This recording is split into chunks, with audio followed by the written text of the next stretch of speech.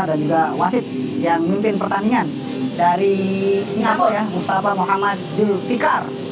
Ya, komentar sekali ini pemirsa antara Kapten Indonesia dan juga Kapten dari Indonesia bisa mencetak gol setelah memang bertubi-tubi serang sudah didapatkan, dan sudah dan Anda saksikan pemirsa dengan diciumnya bola oleh Isfaniar, dan akhirnya pemainnya baru masuk.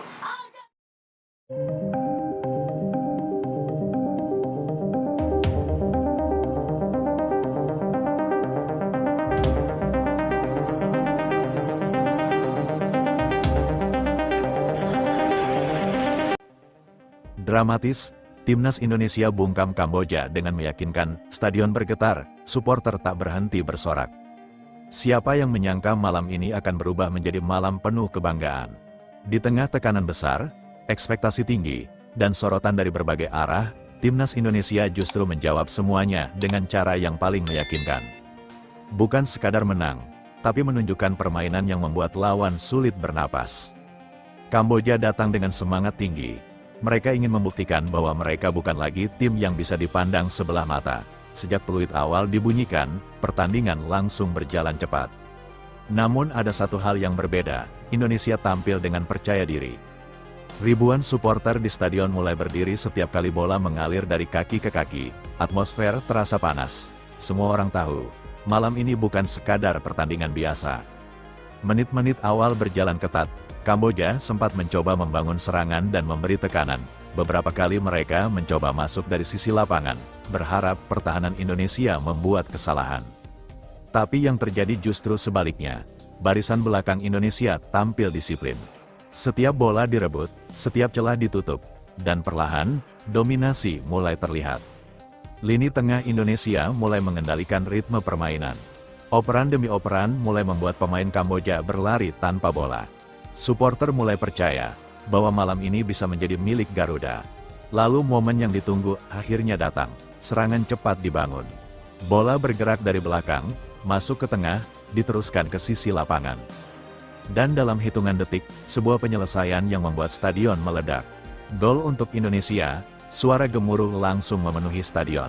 Pemain berlari merayakan, supporter melompat, dan seluruh tekanan yang sejak awal terasa, berubah menjadi energi luar biasa. Namun Indonesia tidak berhenti, tidak puas hanya unggul. Garuda terus menyerang, Kamboja mulai terlihat kesulitan keluar dari tekanan. Mereka mencoba bertahan, tetapi gelombang serangan terus datang. Peluang demi peluang tercipta, dan akhirnya, gol berikutnya datang. Kali ini lebih rapi, lebih tenang, lebih mematikan. Indonesia menunjukkan kualitas, bukan hanya soal mencetak gol, tetapi cara membangun permainan.